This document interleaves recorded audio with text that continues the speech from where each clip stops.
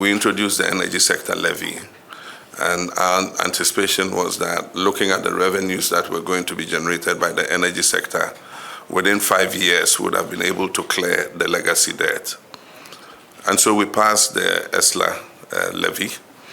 But after we passed it, we left office in December and a new government came in. But unfortunately, ESLA was not used for its intended purpose. Revenues of ESLA were mismanaged. And so what should have gone to pay down a lot of the debt that has accumulated today was used for other purposes.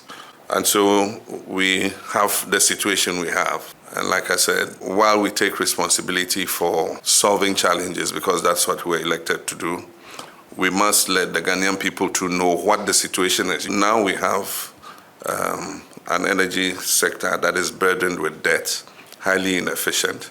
In the power sector, it's estimated at about $2.5 billion. But I thought that it was important for me to meet you as president and tell you that I care about your concerns and what you're going through, and to say that we're going to work together with you to see how we can resolve the issues in the power sector.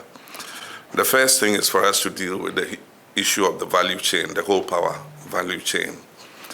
And that means that we must start from the downstream all the way upstream. But obviously, Electricity Company of Ghana, the sick man of the power sector.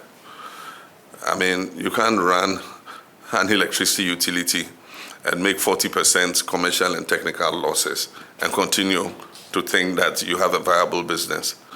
And so something must give in that sector. And that's why I've said that we are looking at introducing private sector participation. If you remember, under the Millennium Challenge Compact, we had agreed that in the last portion of the distribution, billing, and metering, we're going to introduce private sector participation. And so I remember I signed the contract eventually, the compact, and we started the whole process with improving the national grid with the bulk supply points, the BSPs and all that. But there was also a component for private sector participation in billing and metering. And so the new government took over, and that's when the whole PDS saga happened. I'm sure that we'll get an efficient partner to join us in terms of billing and metering so that we can eliminate the huge losses that ECG is making.